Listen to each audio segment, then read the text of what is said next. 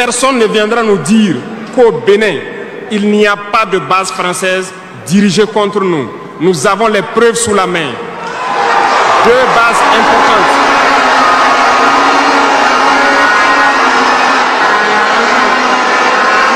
Nul ne peut le contester.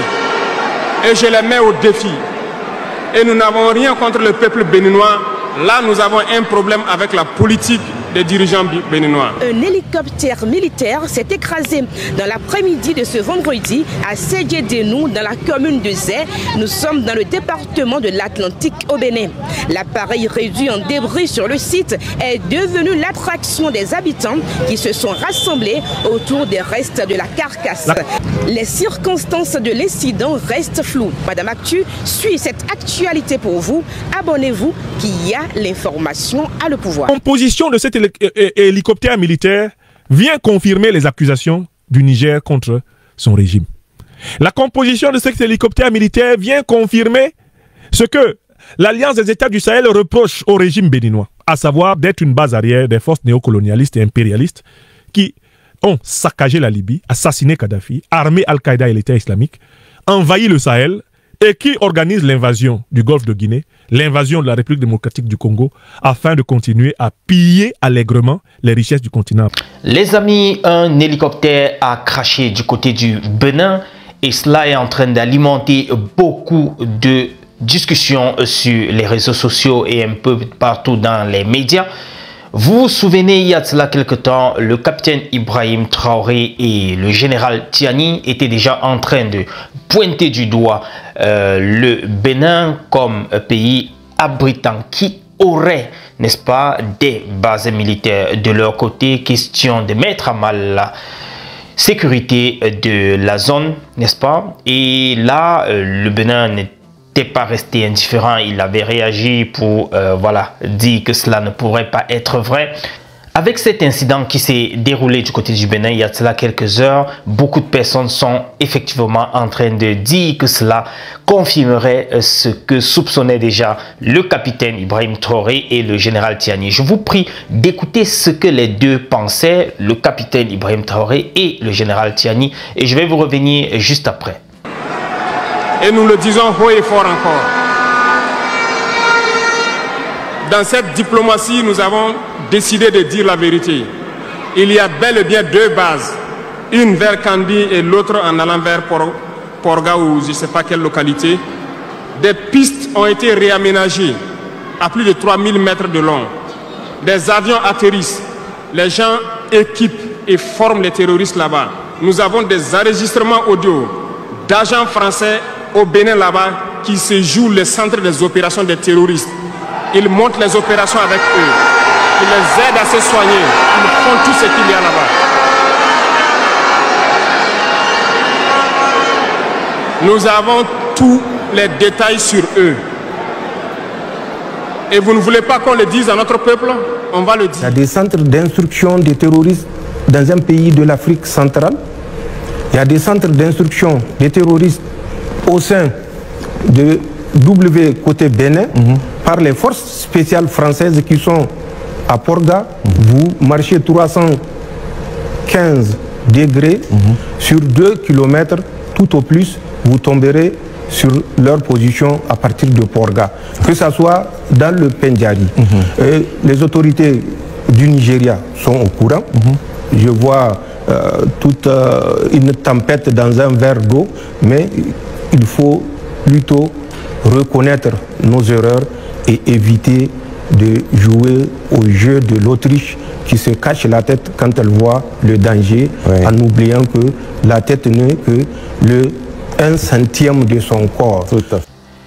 Les amis, vous avez bien écouté ce que les deux avaient déjà déclaré, et avec le fait que cet hélicoptère soit tombé du côté du Bénin et que les occupants ne seraient pas, du moins ne sont pas des Béninois ou bien des Africains, ce sont des hommes blancs. Alors, il se trouve que beaucoup de personnes sont déjà en train de poser la question, qui sont ces gens qui occupaient cet hélicoptère-là? Où est-ce qu'ils allaient? Quelle était la mission, n'est-ce pas, de cet hélicoptère? Alors, ce qui paraît aussi curieux, c'est que jusqu'à maintenant, le gouvernement béninois, semblerait-il, n'a pas encore réagi, que ce soit par voie de communiqué ou bien par point de presse. Du coup, on a vu plutôt un communiqué venant de l'ambassade des États-Unis et nous fait savoir que c'était un hélicoptère civil affrété par le commandement des États-Unis pour l'Afrique, AFRICOM, et qui a participé au soutien des forces armées béninoises en matière d'évacuation sanitaire. Ça, c'est la déclaration, ou bien ça, c'est ce qui ressort du communiqué des États-Unis, ou bien de l'ambassade des États-Unis concernant ce crash, si on peut le dire comme ça, de cet hélicoptère-là. Mais jusqu'ici, à ce que je sache, je n'ai pas encore vu une communication du gouvernement béninois. Je me pose la question, pourquoi jusqu'ici, étant donné que c'est sur le sol béninois que cela se passe, aucune autorité ou bien le gouvernement béninois n'a pas encore réagi. Je vous prie d'écouter l'intervention du professeur Niamsi par rapport à ce sujet et retrouvons-nous juste après. Des blancs, des soldats blancs.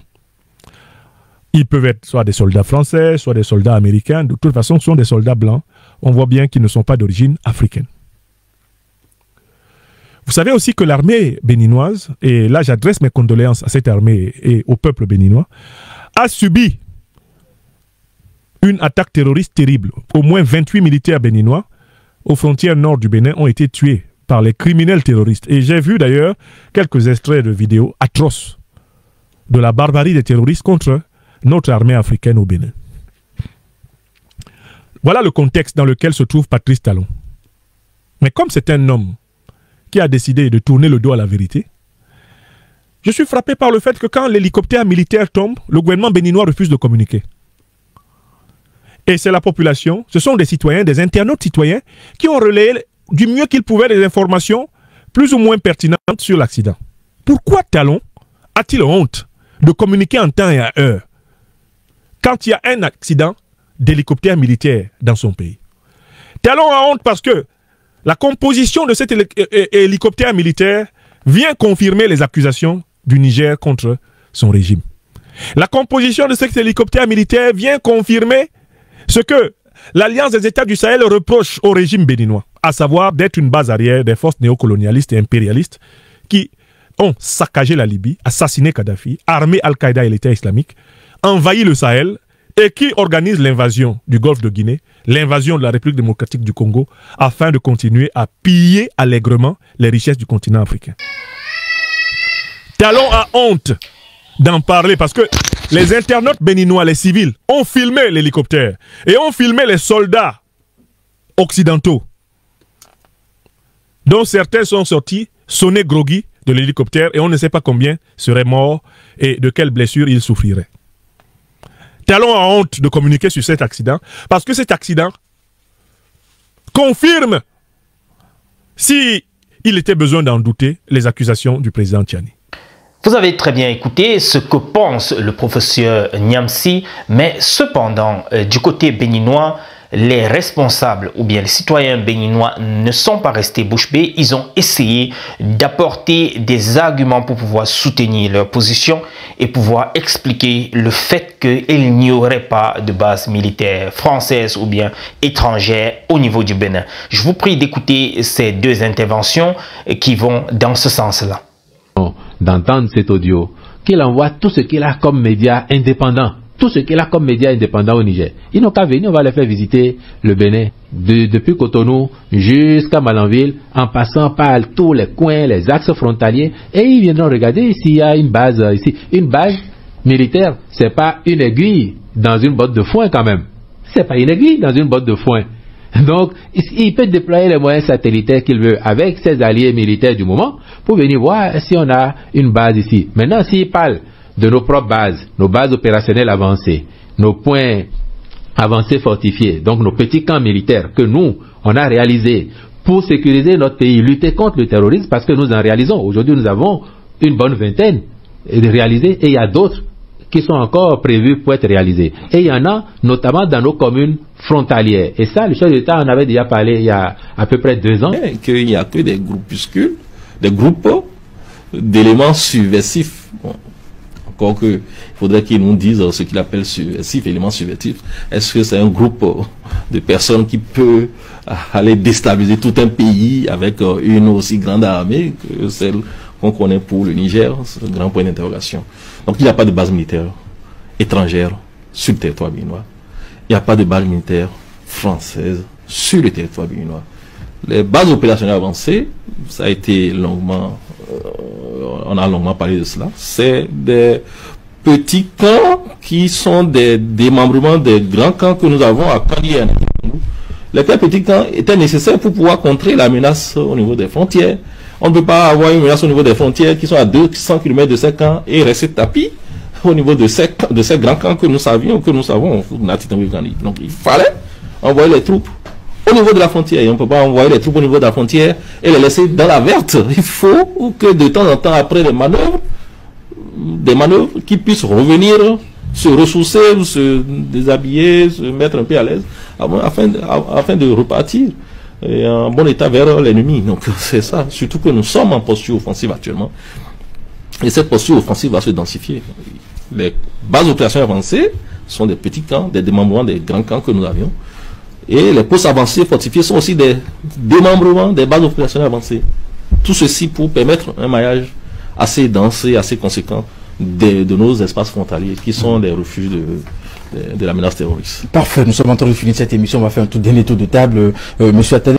Les amis, nous sommes arrivés au thème de cette vidéo-ci. C'était pour vous partager cette actualité concernant cet hélicoptère qui serait donc tombé du côté du Bénin. Vous avez écouté les différents intervenants. Qu'est-ce que vous pensez, les amis? Dites-moi en commentaire ce que vous pensez de cette situation-ci. Le capitaine Ibrahim Traoré avait déjà eu à parler, le général Tiani également. Et avec cet incident qui tombe, avec des occupants qui sont étrangers, et maintenant c'est l'ambassade des États-Unis qui réagit. Et jusqu'ici, à ce que je sache, le gouvernement béninois n'a pas encore réagi officiellement. Qu'est-ce que cela pourrait signifier? Pourquoi jusqu'ici, quelque chose de si grave comme ça se passe sur le sol béninois et le gouvernement n'a pas encore réagi? Qu'est-ce que cela signifie? Qu'est-ce que vous pensez, les amis? J'aimerais bien savoir ce que vous pensez en ce qui concerne cet incident-là. Retrouvons-nous dans la prochaine publication, les amis. D'ici là, portez-vous bien. Ciao.